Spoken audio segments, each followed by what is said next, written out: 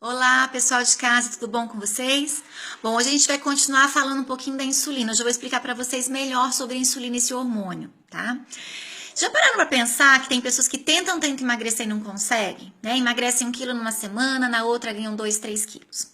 Então, quando os pacientes chegam para mim no consultório, eu pergunto para eles assim: vocês já fizeram o exame da insulina? Eles falam, não, mas olha, eu não tenho diabetes. Eu falo, por quê? Ah, porque eu já fiz glicemia em jejum, glicose, e sempre dá normal.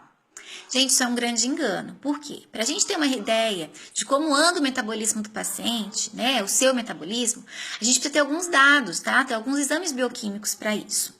Esses dados são glicemia em jejum, glicemia potencializada, quer dizer o quê? Após colher a glicemia em jejum, o laboratório vai lhe entregar 75 gramas de glicose ou destrose, você vai tomar, é extremamente doce esse líquido, tá? E esse líquido ele vai fazer o quê? Ele vai cair na corrente sanguínea e ver como que teu pâncreas vai responder com a liberação de insulina aí, como é que teu organismo responde. Tá? Outro exame também bem legal, né, que nós temos que fazer é a insulina basal e a insulina potencializada. Então é a mesma coisa, colheu antes em jejum, junto com a glicemia em jejum, tomou 75 gramas de glicose ou destrose e vai colher após 2 horas ou a glicose potencializada e junto a insulina potencializada. Tá? Com esses resultados, a gente vai conseguir avaliar melhor em consultório, né? Qual o grau de resistência à insulina, se tá num pré-diabetes, como é que tá tudo isso, tá? Algumas pessoas, elas perguntam assim pra mim, mas o que a insulina faz no nosso corpo? É só pra dar diabetes? Não, a insulina é um hormônio anabólico. Quer dizer o quê? Que quando eu como, é liberado insulina para o meu sangue, essa insulina capta a glicose e joga dentro da célula, tá? Quanto mais insulina é liberada, mais fome eu vou ter. Isso vira um ciclo vicioso. Então, eu libero, eu como. Se eu como carboidrato, libera mais insulina. Se libera mais insulina, eu vou ter mais fome. E isso vai assim por diante. Tá? Algumas pessoas, elas não conseguem entender por que o corpo ele começa a se defender, a se proteger, tornando-se resistente à insulina, tá? Gente, não é a comida, né?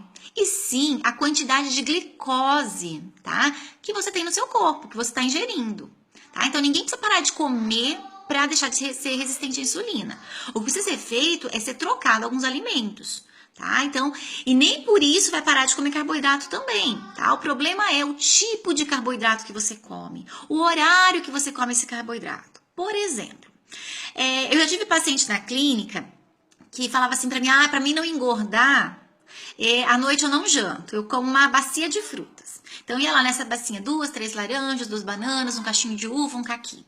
Gente, a quantidade de açúcar disponibilizado para o organismo nessa bacinha, entre aspas, de fruta, é muito grande, tá?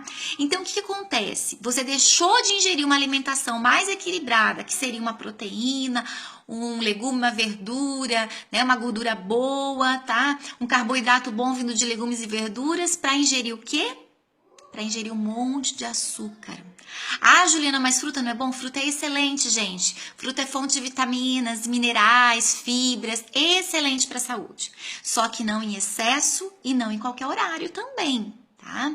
Então, isso é muito individual. Por isso que o seu cardápio não dá certo para o vizinho, do vizinho não dá certo para você, gente. Cada organismo é de um jeito, cada pâncreas libera uma quantidade de insulina para uma quantidade de açúcar que está entrando no organismo. Então, por isso que é importante tratar cada um individualizado. Nós somos bioquimicamente diferentes, tá? Nós somos formados por trilhões de células e a maioria delas são células diferentes. Então, nós precisamos o quê?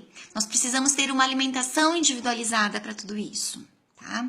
E saber que a insulina é um hormônio bom, sim, mas um hormônio que em excesso me leva à resistência à insulina e me leva à obesidade.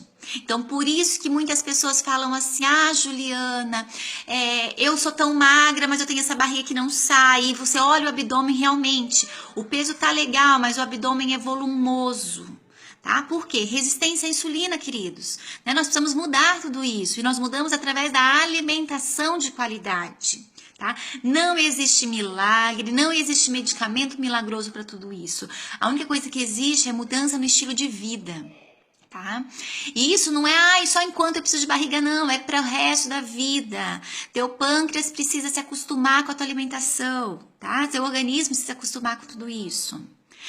Além de levar à obesidade, a resistência à insulina também está intimamente ligada com a esteatose hepática. Então, o próximo vídeo que nós vamos gravar vai ser sobre a esteatose. Por quê? Quem libera muita insulina, tem muita fome, acaba comendo muito errado, vai fazer o quê? Depósitos de gordura no fígado. Tá, gente? Isso é extremamente importante. É uma doença silenciosa que vem crescendo em grande quantidade no Brasil. Tá? E que o final dessa doença é muito triste. Tá?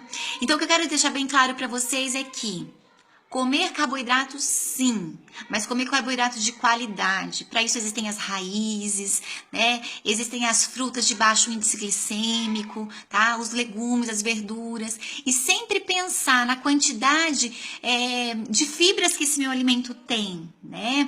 Então, se meu alimento é rico em fibra, ele vai me fazer bem. Por quê? Porque o açúcar dele vai ser absorvido bem lentamente, tá? Gente, eu espero ter ajudado vocês, né? E próximo vídeo, então, é sobre a esteatose. Um beijo e até mais. Tchau, tchau!